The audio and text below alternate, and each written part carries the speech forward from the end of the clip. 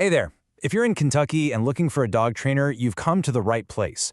We're going to walk through everything you need to know to find the absolute best fit for you and your furry friend. So, how do you find a trainer who really gets the Kentucky lifestyle? Whether you're navigating a busy street in Louisville or you're out near a Lexington horse farm trying to practice recall, having the right training makes a world of difference.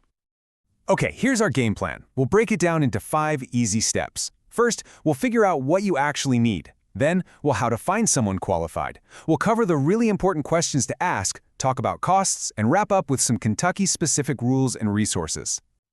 All right, let's get started with Section 1, figuring out your training needs. Honestly, getting clear on your goals from the get-go is the most important step. First things first, what's the big picture? Are you just hoping for a great family dog who's a joy to have around? Or is there something more specific you're aiming for? Maybe you need to tackle a tough behavior problem, or you're interested in service dog training, or even something fun like competition agility. Or, hey, maybe you're here because something specific is driving you a little crazy.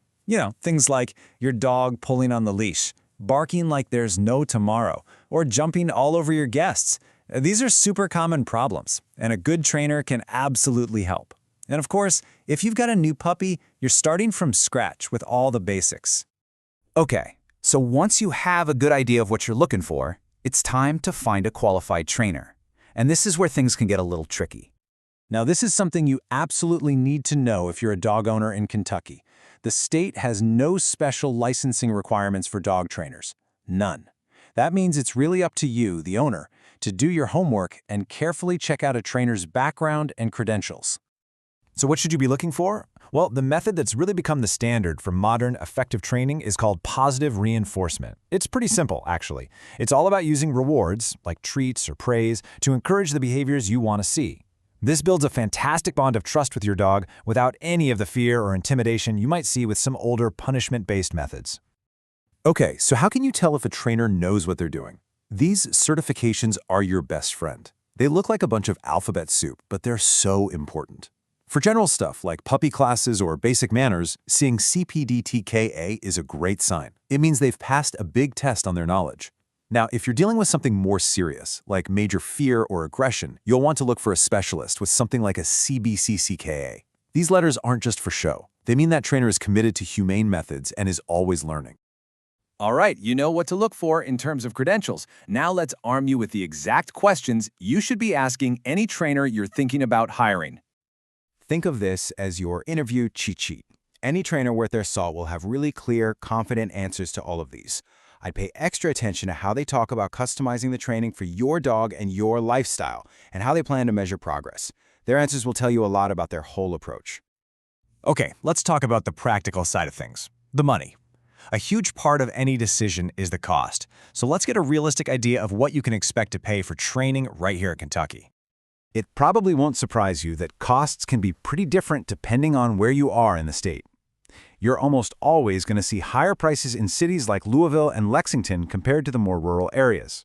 The numbers we're about to look at are just a general guide for 2025 to give you a ballpark idea. So here's a quick look at what you might be paying. Group puppy classes are a great, affordable way to get started, especially for socialization. Private lessons, well, they're more expensive per session, but you get that one-on-one focus. In-home packages can be a great middle ground. And then you have the board and train programs. They're a big investment for sure, but they can be really effective for tackling some major issues. This should help you line up your goals with what fits your budget. And finally, let's bring this all back home to Kentucky.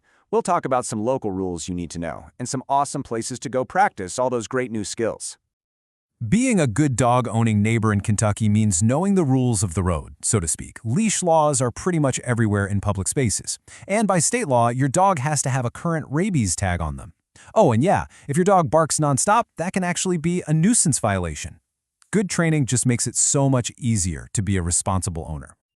So once you've put in the work, where can you go have some fun and practice? Well, there's the Cherokee Park Dog Run in Louisville, the beautiful trails at the Arboretum in Lexington, or even Big Bone Lick State Historic Site up in Union.